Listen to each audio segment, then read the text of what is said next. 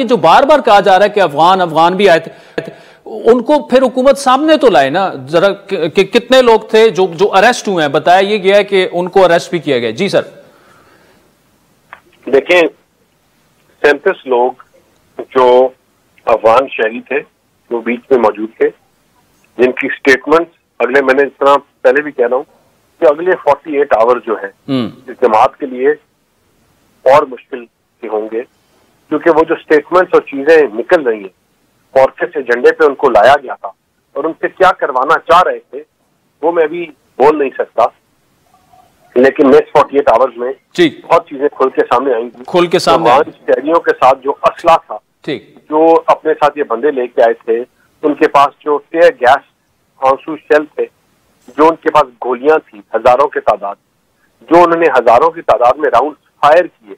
जो direct police वालों को गोलियां लगी, जो ये तमाम चीजें करते रहे, ये बहुत बड़ी चार्जशीट है। ठीक है। और अगर ये समझते हैं कि this will be anything less than 9th में, तो इनकी भूल है। ठीक है। अच्छा। और इनको ये जो खून शहादतें नोश की हैं हमारे जवानों ने, इनके खून रहेगा नहीं। ठीक है। अहमद वैस एडवोकेट साहब, इस तरफ भी हलाकतें हुई हैं जो कि अब जब वेरीफाइड होंगी और तहरीक इंसाफ की जानिब से पूरे नाम और लिस्ट आएंगे, या जो इधर 7 जवान शहीद हुए हैं, ऑब्वियसली बोथ आर कंडेमेबल, लेकिन जो बैरिस्टर दानियाल साहब जो बात कर रहे हैं कि अगले 48 घंटे बड़े अहम हो सकते हैं,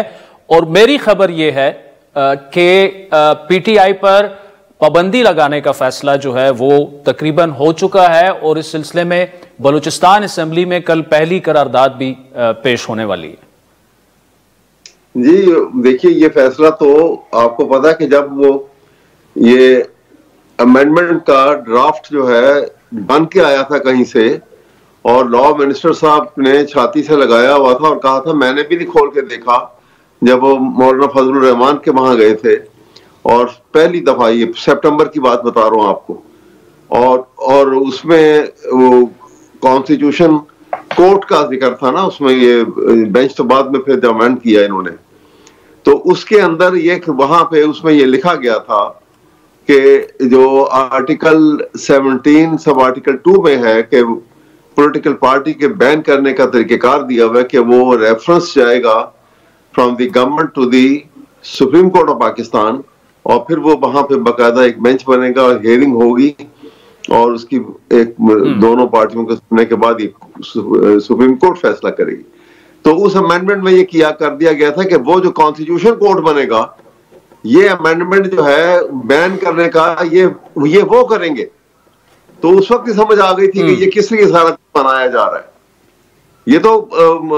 ऑलरेडी ये प्लान कर चुके हुए थे,